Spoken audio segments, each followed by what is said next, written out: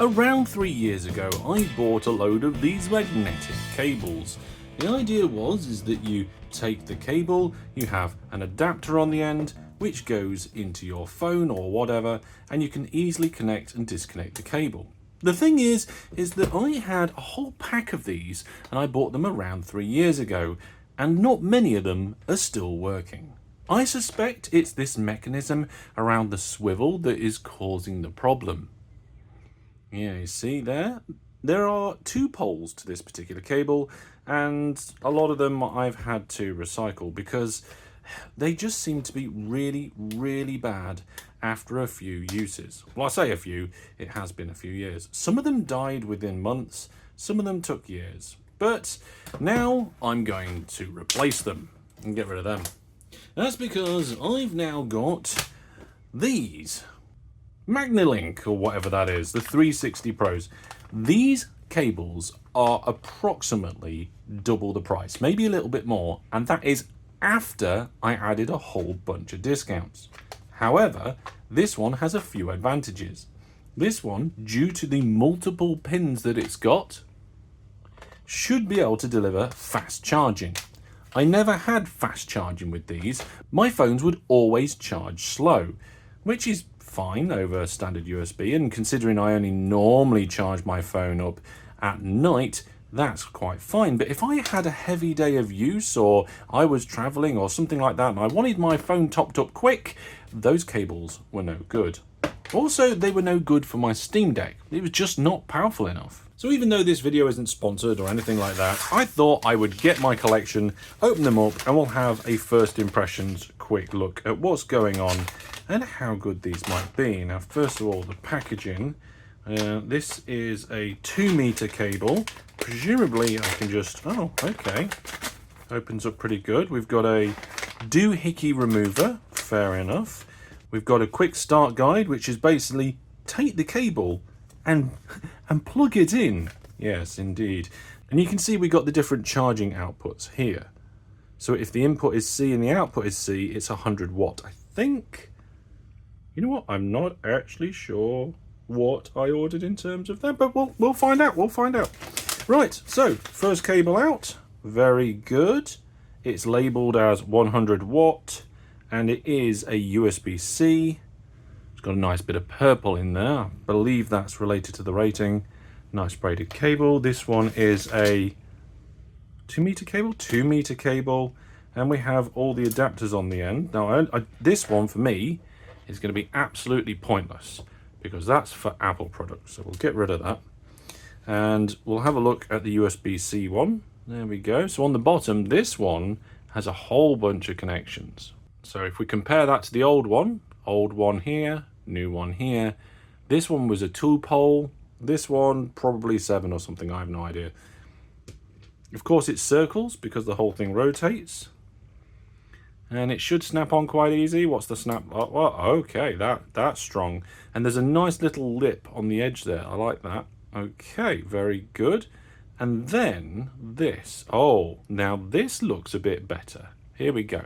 So on the old cable from the other brand, the cheaper brand, there is no support to this rocking mechanism. It's just whatever is in the middle just there. However, on the new cable, we can see that there is some sort of connection in the center there, which is presumably handling the transmission, but also we've got these braces on the side. So in theory, this should be a lot more sturdy and hopefully will last a lot longer. Luckily, just under the desk, I've got a USB charging thingy adapter jobby. I'm not sure what it's rated for. Let's actually just have a look at that, because then I'll be able to know what we're doing. Let's see. So this is an official Google charger. It's not the current gen, it's the previous gen. So this one looks like it's rated for up to, oh yeah, I'm trying to read the small print. It's there in larger numbers. 30 watt. Okay, so it's not 100 watt, but we should get some pretty fast charging out of that.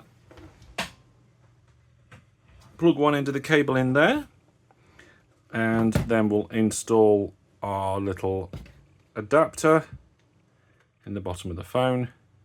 Sticks out a little bit, but that's okay. It seems pretty sturdy. looks interesting. And then presumably that's going to allow us to charge. Charging symbols come on immediately, and we've got a little blue light. Fantastic. Oh, 87% charged already. Now, unfortunately, I don't really have any information on how fast it's charging or anything like that. Maybe if I turn the phone on, I can find that out. Whilst we're waiting for that, let's have a quick look at what else I got. So in the kit that I got, I managed to get 3 2-meter cables and 2 1-meter cables. And that's because from my power bank, I don't want loads of flex. So let's just get one of the 1-meter cables out. Presumably, it's the same. There we go. And each cable comes with a set of 3 different choices. So we've got some of our older devices there that is going to be using the that's the micro USB, and then we've got another USB-C. So good, fantastic. And there we are, nice little cable.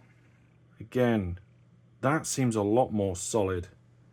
Yeah, I like the look of that. Good. Right, phone's still booting. In addition to the cables, for that price that I said, which I believe was around 55 UK pounds, we also get some adapters. So if our charger or whatever we're working with doesn't have USB-C, we can pop the adapter on. That gives us USB-A. And we get 3 adapters in the kit. We also get some of these accessories, which presumably, yes, these are for holding your spares. And I don't know, I think they might actually attach the cable. Oh yeah, they do. So in my travel kit, I can put this cable on there, and I can put a spare one of this on here like that. There we go. Pop the spares in, and that way I've always got one on the go in case I'm using a device that doesn't already have a dongle in it for some reason. There we go, fantastic. So yes, we've got a bunch of these accessories.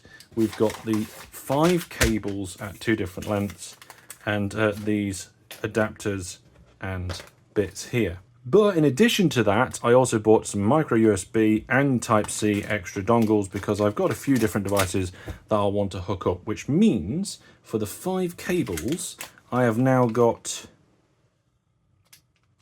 8 Type-C and 8 micro USB, and hopefully that'll allow me to get all my devices sorted. Right, let's go back to the phone. Okay, so I've managed to find the battery settings, and we can see here that it says charging rapidly, which is what we want to see using a cable like this. So that is fantastic. I suppose the ultimate test will be whether it works on the Steam Deck. So let's do that. So Steam Deck, USB-C, let's pop one of those in there. Oh no, that's the old one, that's no good. Get rid of that. Okay, take one of our spare dongles.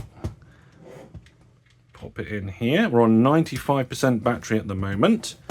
Can we tap the battery information? Ah, yes, there we go. So there's the battery information. And now we'll take our cable and let's see what happens. Now it is charging and it's not complaining about it. And bearing in mind, this is on a 30-watt charger. Now, whilst I can't confirm exactly at what speed this is charging at and how well it's working, what I can tell you is before, with the older cables and only the dual polarity connections, this did complain and even didn't charge. And it seems to be sat there quite happily charging on this. So now all I have to do is finish unpacking the rest of this and attach it to my devices. Now, I don't know whether this product is going to last well long term. This is only a first look at an unboxing. However, based on the way that it looks and how sturdy it feels, I'm hopeful that this will do a lot better than previous. So hopefully this upgrade to a faster and more robust charging network will do nicely, and I'll be able to get everything interconnected lovely. Thanks for watching. Goodbye.